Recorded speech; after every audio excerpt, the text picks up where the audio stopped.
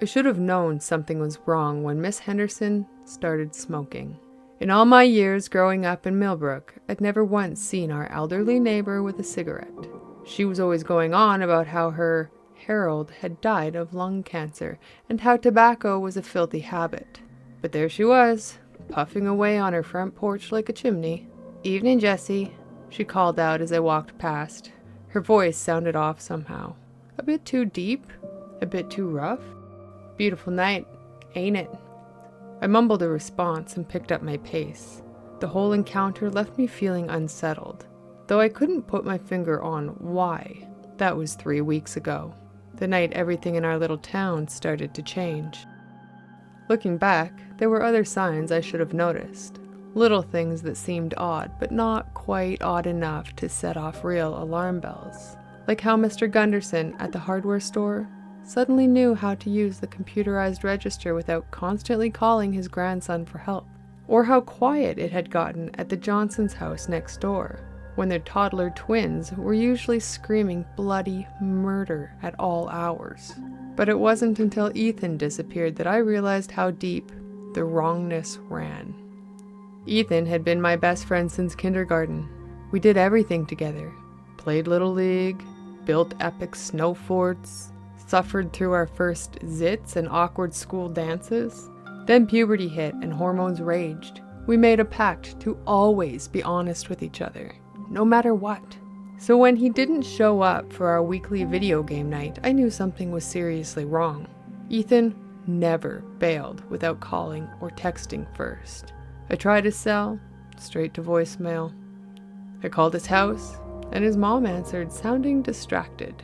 "Oh, Ethan? He's not feeling well. Stomach bug, I think.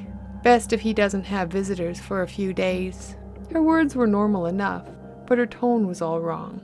Kind of flat, a little bit emotionless. This was the woman who had once drove Ethan to the ER at 2 a.m. because he had a splinter that she could not get out. She should have been fussing, asking if I had any symptoms, warning me to stay away so I didn't catch it. Instead, she just hung up before I could ask any more questions. The next morning, I got up early and headed out to Ethan's house. I told my parents I was going for a run, then crouched behind the big oak tree across the street. At 7:15 a.m., right on schedule, the front door opened. But the person who walked out wasn't Ethan. I mean, it looked like Ethan. Same lanky build, same mop of curly hair, but the way he moved it was wrong. Too smooth, too precise. Ethan had always been kind of a klutz, stumbling over his own feet. This version of him glided down the front steps like a dancer. This was not Ethan. Ethan got into his car and drove off. A few minutes later, his parents emerged, and they moved with that same eerie grace. My blood ran cold. What the hell was going on? I spent the rest of the day in a daze, half convinced I was losing my mind. Had I imagined it all? Maybe Ethan really was sick, and I was reading too much into things. But then I spotted Sarah Nugent at the grocery store. Sarah, captain of the girls' soccer team and notorious health nut, was loading her cart with chips, soda, and candy. And when I said hi, she looked right through me, like I wasn't even there.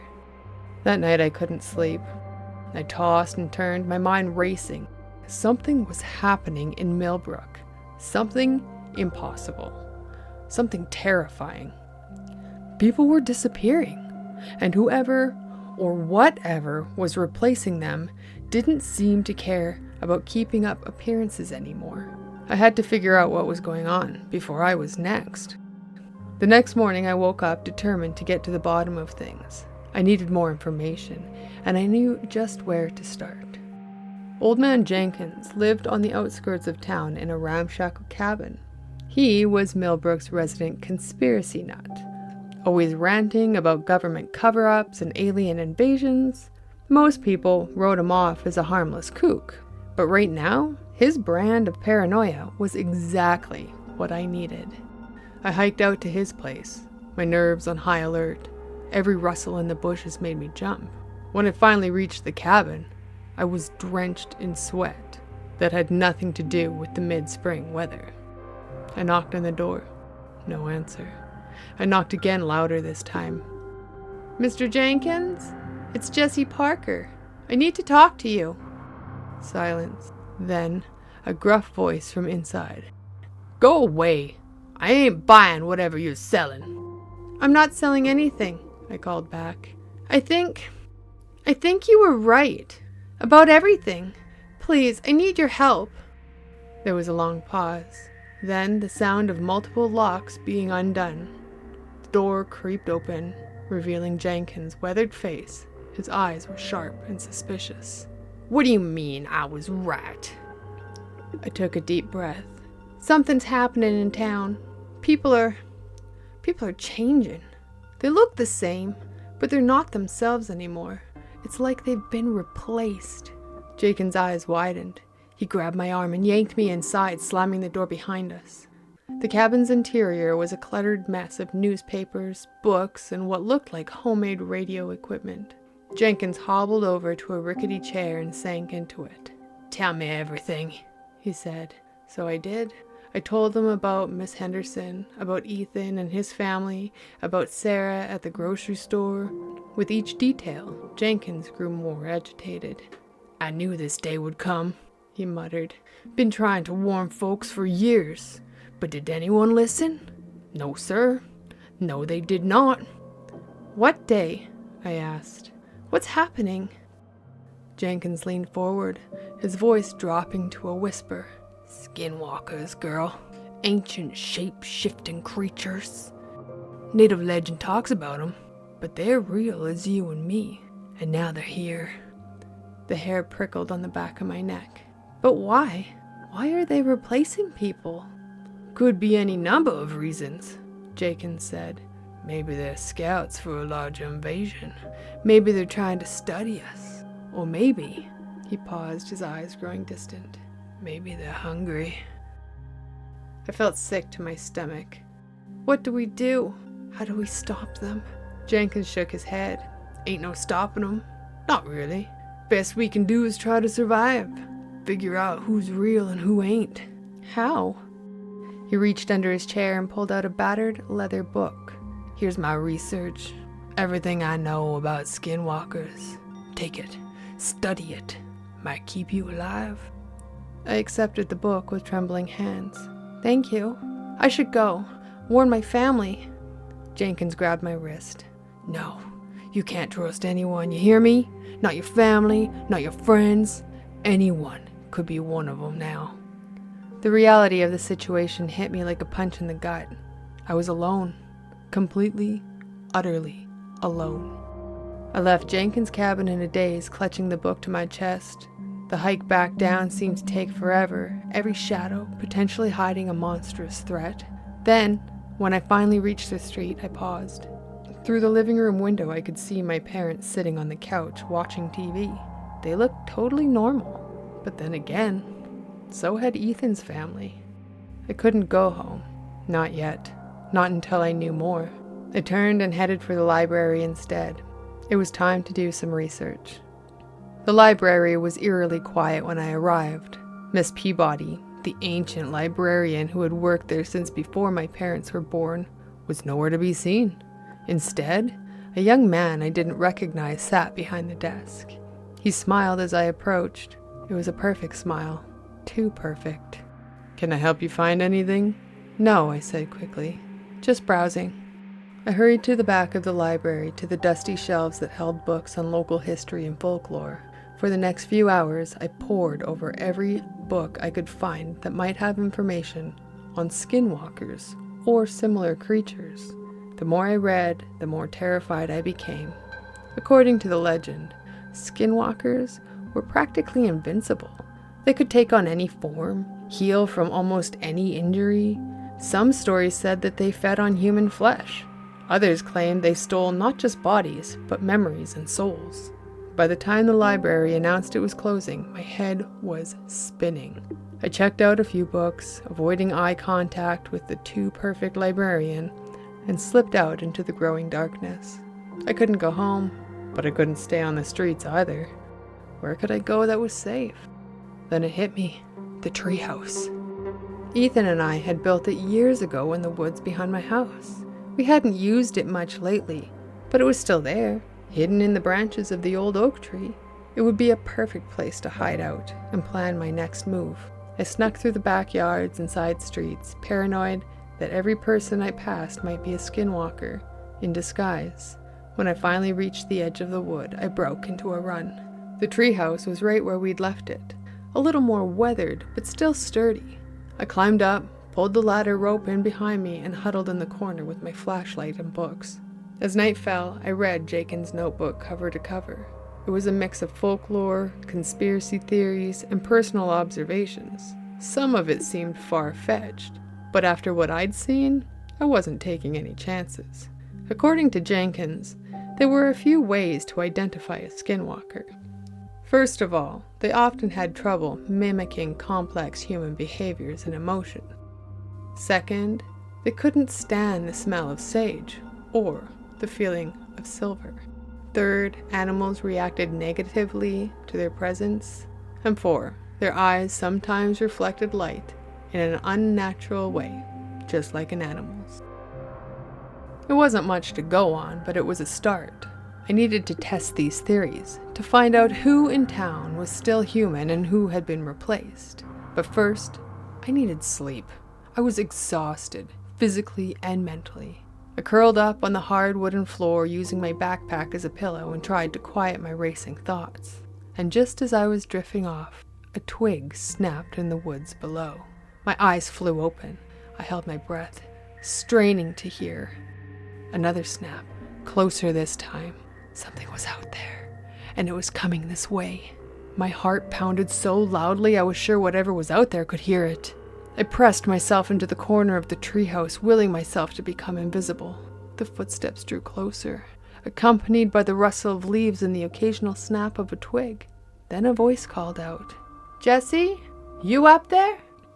It was my mom's voice, but was it really her? "Honey, please, we're worried sick. Come home." Every instinct screamed at me to respond, to run into her arms and let her tell me everything would be okay. But Jenkins' warning echoed in my mind. You can't trust anyone. I remained silent, barely breathing. "Jessie?" This time it was my dad's voice. "We know you're out here. Your backpack is missing, and this is where you always used to hide when you were upset." They sounded so normal, so concerned. But then again, Ethan's mom had sounded normal on the phone too, mostly. I heard them conferring in low voices, too quiet for me to make out the words. Then my mom spoke again, her voice closer to the tree this time. "All right, sweetie, if you can hear us, please come home when you're ready. We love you." Their footsteps retreated, fading into the distance. Only when I could no longer hear them did I allow myself to exhale. I had just hidden from my own parents. What was happening to me? To all of us? Sleep was impossible now. I spent the rest of the night reading and rereading Jenkins' notes, trying to form a plan. And as dawn broke, I made a decision. I needed allies, and I knew exactly where to start. Carefully, I climbed down from the treehouse and made my way back into town. My first stop?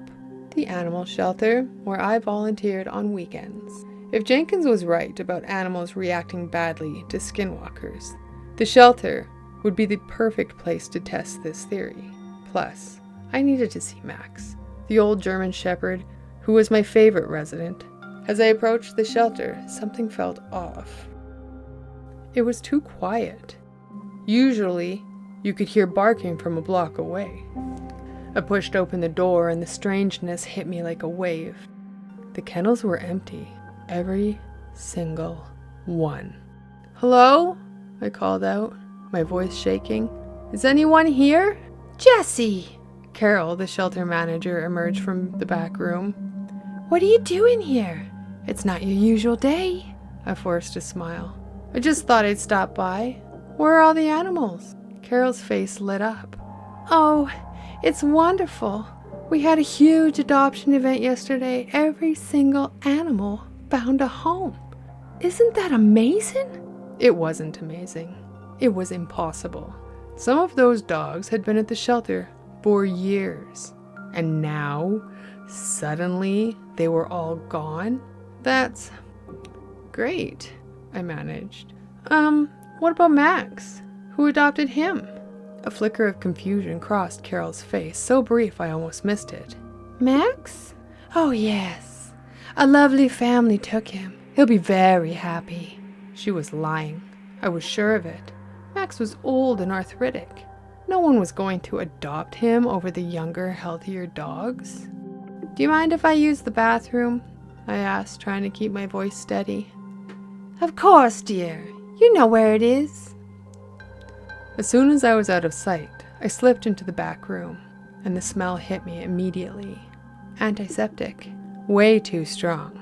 Like someone was trying to cover up another scent. I looked around frantically, not sure what I was searching for until I saw it. A tuft of fur poking out from under a tarp in the corner. With trembling hands, I lifted the edge of the tarp, and oh, I wish I hadn't. Underneath were the bodies of dozens of animals. Dogs, cats, even the rabbits and guinea pigs, all dead. Some looked like they had been partially eaten. I clamped a hand over my mouth to stifle my screams. Tears blurred my vision as I spotted Max's distinctive gray muzzle among the carnage. Jessie, you all right in there? Carol's voice snapped me back to reality. I dropped the tarp and looked around wildly for an escape route. The small window above the sink would be a tight squeeze, but it was my only option. I clambered onto the sink just as the door began to open. With a final push, I tumbled out the window and onto the ground outside. Hey! Stop! I didn't look back. I ran as fast as I could, my lungs burning, my mind reeling from what I had just seen. The Skinwalkers hadn't just replaced people. They'd eliminated anything that could expose them. I ran until my legs gave out, collapsing behind a dumpster at a fast food restaurant. And as I caught my breath, I tried to think through my options. I couldn't go to the police. For all I knew, they had been replaced too. Same with my teachers, my neighbors, even my family. I was on my own. No, not completely alone. There was one person I could still trust. I pulled out my phone with shaking hands and dialed the number I knew by heart. Hello? A groggy voice answered. Lily, it's Jessie. I need your help. Please don't ask any questions. Just, can you meet me? It's an emergency. There was a pause then. Of course. Where? The old query. 1 hour. And Lily, don't tell anyone where you're going. Not even your parents. Please? Jessie, you're scaring me. What's going on? I'll explain everything when I see you. Just be careful, okay? I hung up and slumped against the dumpster. Lily had been my other best friend since middle school. She had moved to the next town over last year for her dad's job. But we still talked almost every day. If anyone was safe from whatever was happening in Millbrook, it was her. I just hoped I wasn't making a terrible mistake by dragging her into this. As I waited for the agreed-upon meeting time, I tried to plan what to say, how to explain the inexplicable. But how do you tell someone that your entire town has been invaded by shape-shifting monsters? I was so lost in thought that I almost missed the sound of the approaching footsteps. I peered around the dumpster, expecting to see a restaurant employee. Instead, I locked eyes with Carol from the animal shelter, and behind her, my parents. All three of them moved with that unnatural, fluid grace I had seen in Ethan. Their faces were blank, emotionless, and their eyes reflected the sunlight like animals' eyes. There you are, Jessie, my mother's voice said, but it wasn't her. Not really. It's time to come home, now. I ran like I had never ran before, my feet pounding the pavement, my lungs burning with each desperate breath. I could hear them behind me, their footsteps too quick, too synchronized to be human. I darted down alleyways, vaulted over fences, anything to throw them off my trail. But no matter how fast I ran, or how many turns I took, they were always right there, getting closer. And as I rounded the corner, I saw my salvation. Mr. Gunderson's hardware store. If I could just get inside, maybe I could find something to defend myself with. I burst through the door, the bell jingling wildly. Mr. Gunderson looked up from the counter, startled. "Jessie, what's the matter, girl? You look like you've seen a ghost." I didn't have time to explain. I rushed to the back of the store, frantically scanning the shelves. There, gardening tools. I grabbed a shovel just as the door chimed again. "Where is she?" My father's voice, but emotionless. "Who, Jessie?" Mr. Gunderson sounded confused. "She just ran in here, looking scared half to death. What's going on?" I peeked around the shelf. Mr. Gunderson was standing between my pursuers and me, looking bewildered. For a moment, I dared to hope. Maybe he was still human. Maybe he could help me. Then I saw the way his eyes flickered in the fluorescent light. "Never mind," my mother's voice said. "We see her." What happened next would haunt my nightmares for years to come. Mr. Gunderson's face shifted. It was like watching wax melt, his features blurring and reforming into something inhuman. His jaw unhinged, revealing rows of needle-sharp teeth. I didn't wait to see more. I swung the shovel with all my might, catching the thing that used to be Mr. Gunderson in the side of the head. It went down with an inhuman shriek. I bolted over the counter and out the door, not daring to look back. I ran and ran, my mind struggling to process what I had just seen. They could change? They could change right in front of me? Somehow, I made it to the old quarry. My legs were shaking so badly I could barely stand. I collapsed behind a large boulder, trying to catch my breath and calm my racing heart. "Jessie?" I nearly jumped out of my skin at the sound of Lily's voice. She appeared from behind a cluster of trees, her face etched with concern. "Oh my God, what happened to you? You look terrible." I probably did. I was covered in sweat and dirt, still clutching the blood-stained shovel. "Lily," I gasped. "We have to get out of here. The whole town. They're not human anymore. They've been replaced by something else." Lily's eyes widened. "What are you talking about? Replaced by what?" "Skinwalkers. Shapeshifters. I don't know what else to call them, but they look like people we know. They've taken over almost everyone in Millbrook." I could see the doubt in her eyes. Of course she didn't believe me. How could she? "Jessie, maybe you should sit down. You're not making any sense. Let's call your parents, okay?" "No," I shouted, making her flinch. "My parents are gone. Whatever's wearing their faces, it's not them. Please, Lily, you have to believe me." She took a step back, her hand reaching for her phone. "I'm calling for help. You're scaring me, Jess." Before I could stop her, a new voice rang out. "There's no need for that, dear. We're already here." From behind the trees emerged Carol from the animal shelter, flanked by my parents and Mr. Gunderson. The latter's face was misshapen, one side caved in where I'd hit him with the shovel. But he was walking as if nothing was wrong. Lily screamed. "It's all right," my mother's voice said soothingly. "We're not here to hurt anyone. We just want to talk." "Like hell you do," I snarled, raising the shovel. "Stay back." Lily stumbled backwards until she was beside me. "Jessie," she whispered. "What's happening?" "I told you. They're not human." As if to prove my point, Carol's face began to ripple and change. Her features melted away, revealing a smooth, featureless expanse of skin.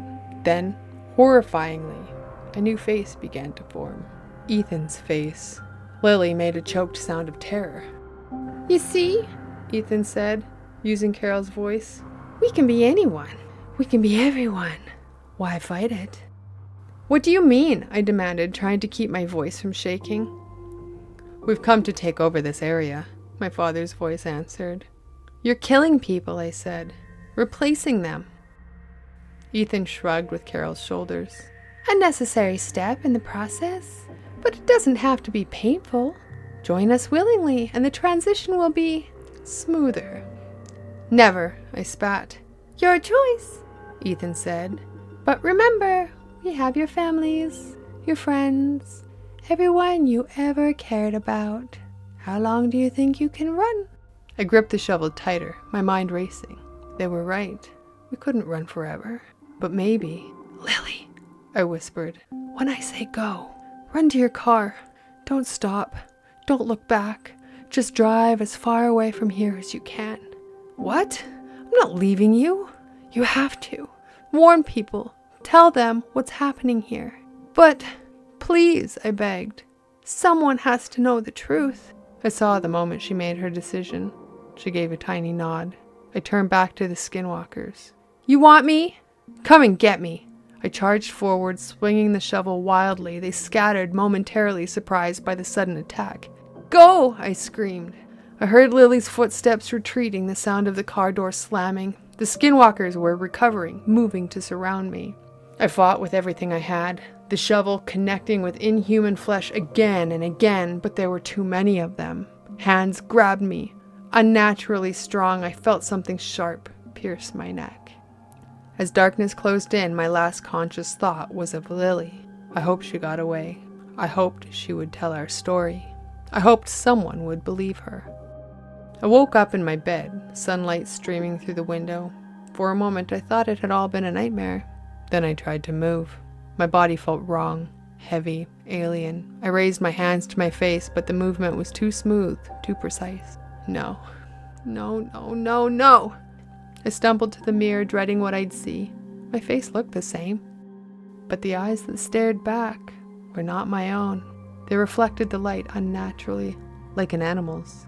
I opened my mouth to scream, but no sound came out. Instead, I felt something shift inside of me, like layers of muscle and bone rearranging themselves. I wasn't me anymore. I was one of them. The door opened, and my mother walked in, but not my real mother. The Skinwalker wearing her face. Good morning, Jessie, she said, her voice eerily cheerful. How are you feeling? I wanted to attack her, to run, to do anything.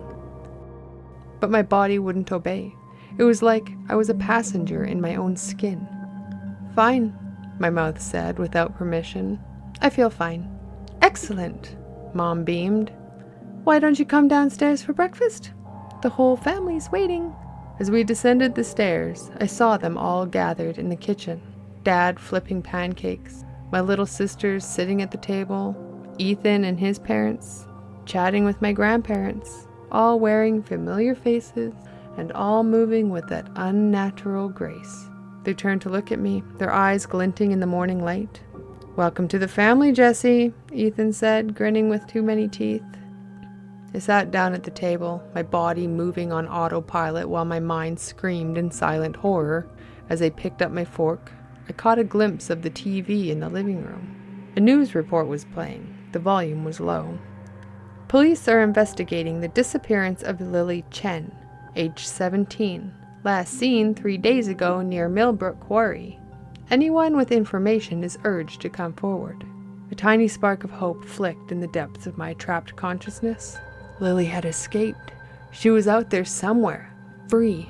Maybe she would find a way to stop this. Maybe she could save us all.